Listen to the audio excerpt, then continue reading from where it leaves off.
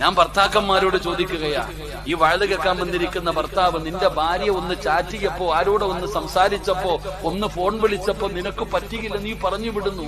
നിനക്കെന്ത് യോഗ്യതയാവുള്ളേ? നിനക്കെന്ത് യോഗ്യതയാവുള്ളേ? ഈ ഇരിക്കുന്ന ഭർത്താക്കന്മാരോട് ചോദിക്കട്ടെ, നിനക്ക് ധൈര്യമുണ്ടോ 24 മണിക്കൂർ ഈ സാധനം കൊണ്ടുപോയി നിന്റെ ഭാര്യയുടെ കയ്യിൽ കൊടുക്കാൻ?